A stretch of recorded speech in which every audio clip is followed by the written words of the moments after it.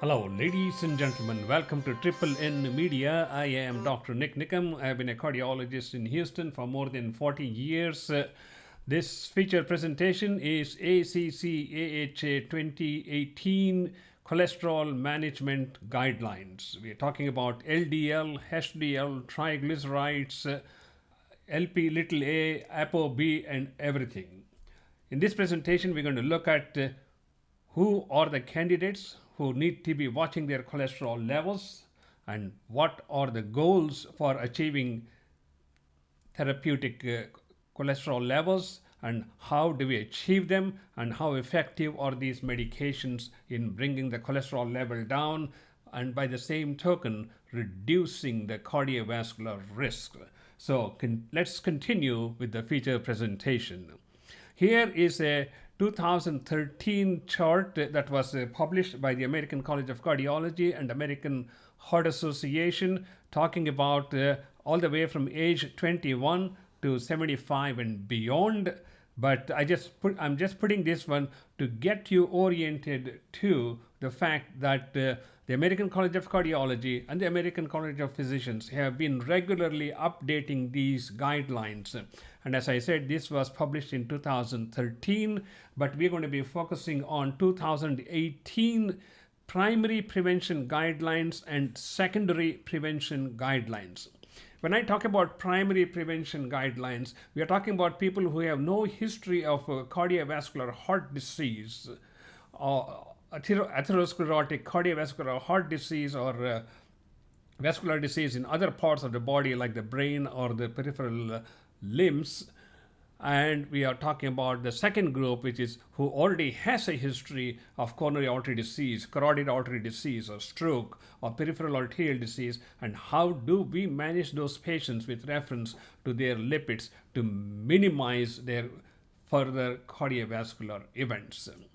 This is a very complex chart, but what I'm trying to do is get you some concepts about what are all the different players in the cholesterol management, how do we assess them in the context of a given patient who has hypertension, family history, high cholesterol, smoking, obesity, diabetes. When we put all these things together, how do we determine what that particular person needs? So that's what I'm going to be focusing on. I know this is highly confusing, but don't worry, I'm going to simplify this.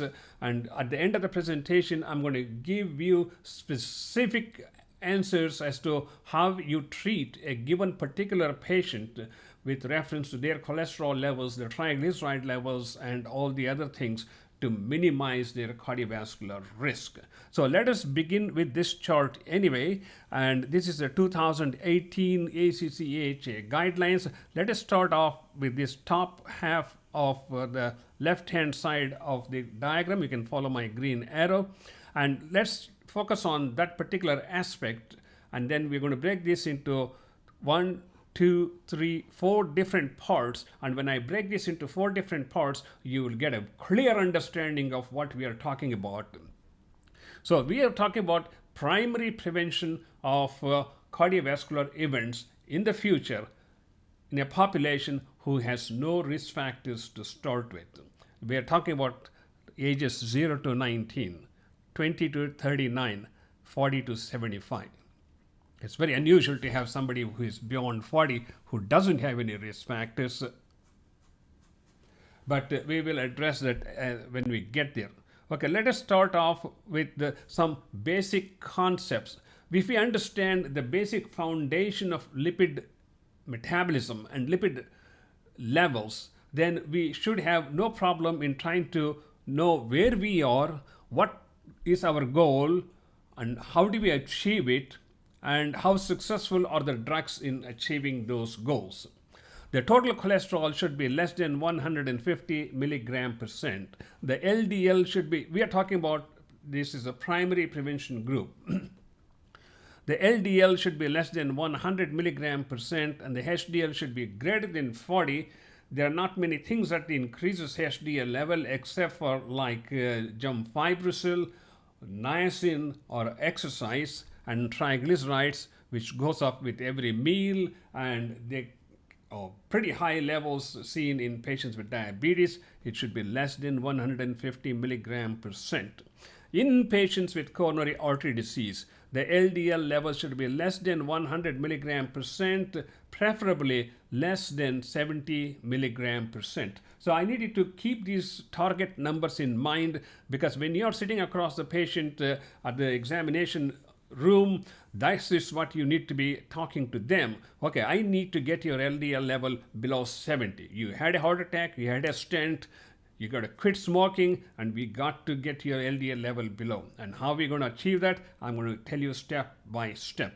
And if a person has diabetes and coronary artery disease, definitely we need to get their LDL below 70. And there have been studies which have shown that even getting it up to 50 may be beneficial. But there are other studies which show that very low levels of LDL are associated with some colon cancer increase incidence. But that's beyond the scope of this presentation. Then we have the lipoprotein A, Lp(a), which is a modified LDL, and it is as atherogenic or more compared to LDL.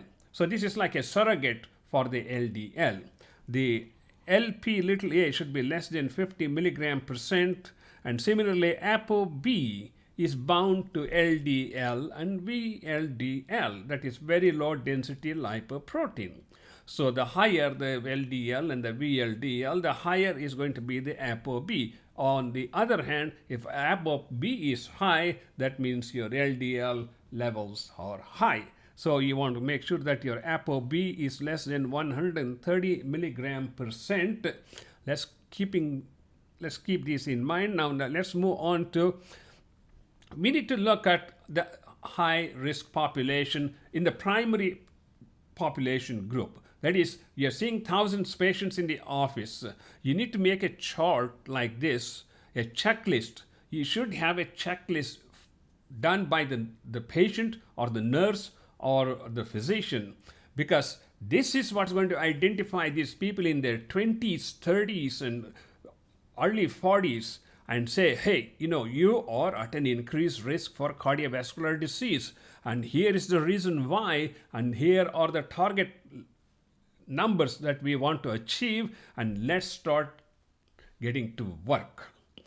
Family history, hyperlipidemia, metabolic syndrome, chronic kidney disease, chronic inflammation like rheumatoid arthritis or lupus or any other like fibromyalgia, premature menopause, less than 40 years, ethnicity, like our Indian population has the highest incidence of coronary artery disease. That means we need to be taking more care.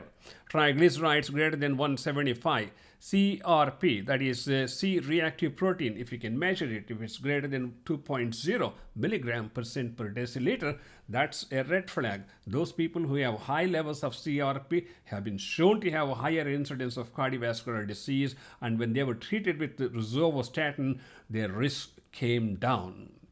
Similarly, elevated apoB and a, which I gave you the explanation as to why. Okay, when you identify these things, I would say, create in your past history a table like this and put it so and have checked all these items. Yes, no, yes, no, yes, no. If they are having 3-4 of these items, which most people are, then we know that every person needs lipid counseling from age 20 onwards. All right, let's continue with this. We covered this part, our cardiovascular risk factors. Now let's get to the top part, just this box, and see what we can learn. Okay, here is a primary prevention for arteriosclerotic cardiovascular disease. If the person is between 0 and 19, lifestyle changes need to be emphasized. I have gone to so many middle schools and during the watch week and talk about heart and heart risk factors.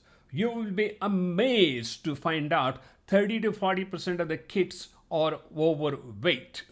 That is the beginning of the metabolic syndrome. That is the beginning of early stages of hypertension. That is the beginning of the early signs of diabetes as they get older. So let us not undermine the fact that 30 to 40% of the middle school and high school kids are overweight. And that's where I think we need to adjust all these lifestyle changes. If you can get a lipid level, you can check it. If they have familial hyperlipidemia, they need to be treated with statins. Between the ages 20 to 39, again, we estimate the cardiovascular risk assessment from the little chart I showed you in the previous slide. And if they are having any evidence of elevated lipid levels, of a family history, or if they are having any other signs of cardiovascular disease, the LDL should be less than 160 milligram percent, or if it's greater than 160, they need to be treated. And between the ages of 40 and 75, which is the most of the people we see in cardiovascular medicine, invariably they have either obesity, smoking, high blood pressure, family history, and a number of risk factors. I haven't seen a person who doesn't have a single risk factor. Let me put it this way. So let us get serious. If in this age group, if the LDL is between greater than 170 and 190, then we need to be concerned about it. If the person has diabetes, I told you we need to get the target level of LDL to 70 milligrams or less. So if their cholesterol is greater than 190, then we need to consider the risks. As we can see here, the age group 40 to 75 is divided into low, borderline, intermediate risk, and high risk. But let's pause here for a second and go to the top part here. In any population, at any age group, if the LDL level is greater than 190 milligram percent, they need to be on high intensity statins. We'll talk about what is high intensity statins, and that is class 1 indication.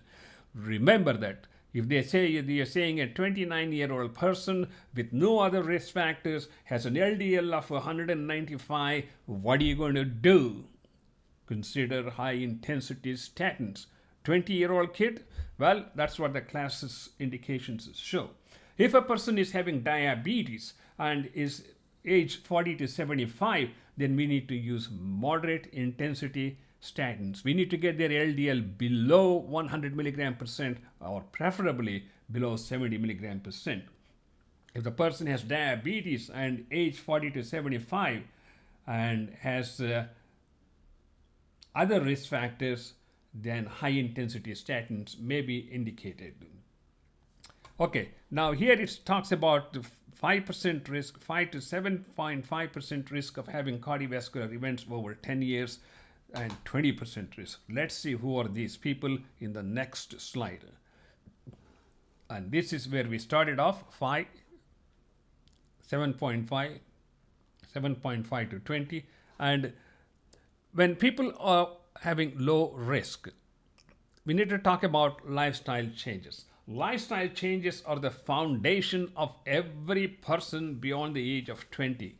I mean, this has to be emphasized by the family, it has to be emphasized by their physicians, it has to be emphasized by their peers, and that's where it's going to make a difference. If the risk is between 5 to 7.5%, the borderline risk, then we need to look for other risk factors and try to consider moderate intensity statin therapy. This is class 2B. And between 7.5 to 20% intermediate risk, we need to bring their LDL by 30 to 49%.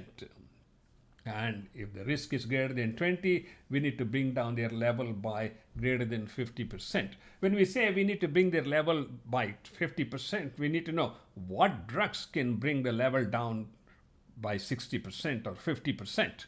You know, not all the drugs do, and I'm going to show you a chart at the end of this presentation which shows which drug is capable of reducing the LDL level by 20%, 30%, or 50%. Stay tuned. Okay, and here is a chart sort of similar to the one we saw previously, And this is for people with established history of atherosclerotic cardiovascular disease.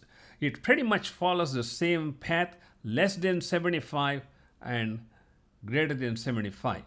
If they are less than 75, they all need to be on high intensity statins and reduce their LDL by 50% because they have a history of heart disease or cardiovascular disease or carotid artery disease or stroke, things like that in the past. If they have multiple risk factors, we need to get their LDL below 70 milligram percent. And if these patients are above age 75, initiation of moderate to high intensity statins is reasonable. There's not a whole lot of data available for population 75, 80, 85, but more data are slowly coming as the populations are aging, and we will have more information on in this group. But nonetheless, people who are 75 and older, high intensity statins would definitely be helpful in reducing the LDL cholesterol and hopefully reducing the risk of further cardiovascular events. Continuation of high statins if they are already on. And if you are having a high risk patient, somebody who has diabetes, hypertension, smoking, and obesity, lifestyle of the rich and the famous, or most of them, I would say. I mean, I've seen skinny, rich people. Anyway, high intensity statins is the way to go. We need to, on a maximum statin and LDL greater than 70 millimeters, we could add ezetimibe or Zedia as it is called. So we can add that one. We have another option of PCSK9 inhibitor, which is very powerful in reducing the LDL by 50%. Then we have to look at other risk factors and try to get the LDL below 70 milligram percent in this high risk person, which I talked to you about, who has like a heart attack, a heart failure, diabetes, maybe kidney problem, obese, and continues to smoke. What are you going to do? As a physician, you have to do what the best thing you can do is advise them about lifestyle changes and get them on statins and ezetimibe or PCSK9 inhibitors. So you get the picture. Anyway, how do we know these medications are really helping these patients? How do we know it's reducing the cardiovascular risk? How do we know it is saving lives? Just throwing all these medications for over 10, 20, 30, 40 years, if it's not doing any good, what is the point? So in order to answer that question, they did a meta-analysis of 49 cholesterol-related studies comprising of 312,175 patients. And here is the result. All right, reduction in cardiovascular risks. All right, relative risk of major cardiovascular events. And here is the reduction in the level of LDL with the medications in the primary group and in the secondary group. You remember we talked about the primary group who don't have a heart disease, but they need to be protected. In the secondary group, they already have a heart disease. We need to minimize their future complications. And here's the starting point. If the cholesterol level was, say, referenced to 1, and as we decrease their cholesterol levels by 20%, 40%, 60%, 80%, the risk of cardiovascular events dramatically came down. Whereas if the levels remained same or they went high, the risk of cardiovascular events went up. So you get the idea. And here is a chart which sort of summarizes as how effective are various lipid-lowering drugs. The lipid-lowering drugs, we don't have a whole lot of choices. We have the fibrates, which predominantly act on the triglyceride levels. They also increase the HDL level, and to a certain degree, they decrease the LDL level. Then we have ezetimibe, which primarily reduces the LDL level and works best in combination with statins to get another 15 to 30% reduction in the LDL level. niacin, which lowers the LDL level but also increases the HDL level. It is over the counter, but it has flushing. Then we have the statins, which have been the mainstay in the treatment of patients with hyperlipidemia or patients with increased cardiovascular risk. Bile acid sequestrants were in very large use in the early 60s and 70s, but with the advent of statins, now they are being used less and less. They are cumbersome and they cause a lot of GI symptoms, and that's something we need to keep in mind. And if you look at the PCSK inhibitors, there are only 2 trials, but nonetheless it shows a relative 50% reduction in the lipid levels and also cardiovascular events with the PCSK9 inhibitors. So this is a chart we need to memorize as to what drug do we use based upon how much LDL reduction do we need. If we need a LDL reduction of like 20%, we can look at niacin, we can look at ezetimibe or fenofibrate. If you are looking at a reduction of 30, 40, 50%, you have to go for statins or PCSK9 inhibitors.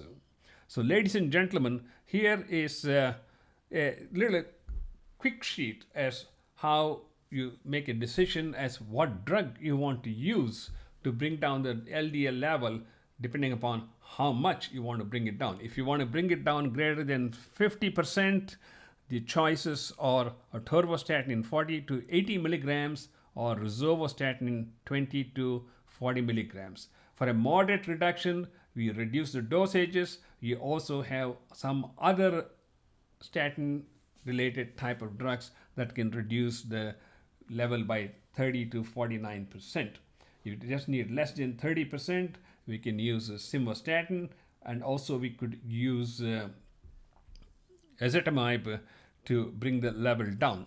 As I said here, ezetimibe reduces the cholesterol level by 13 to 20%, bile acids 15 to 30%, and of course PCSK9 inhibitor by 50%.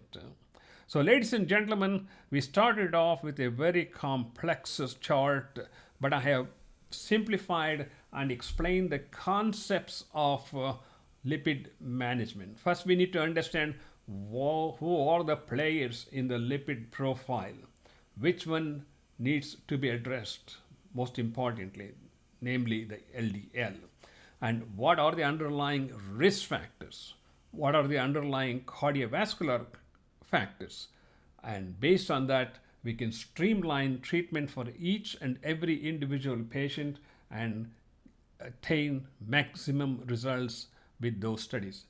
Thank you so much for watching this long presentation. I am Dr. Nik Nikam. I have a series of lectures on series of lectures on ACC AHA guidelines and cardiovascular education. Please do watch them and please do subscribe to our YouTube channel. I will see you in the next video. Thank you so much.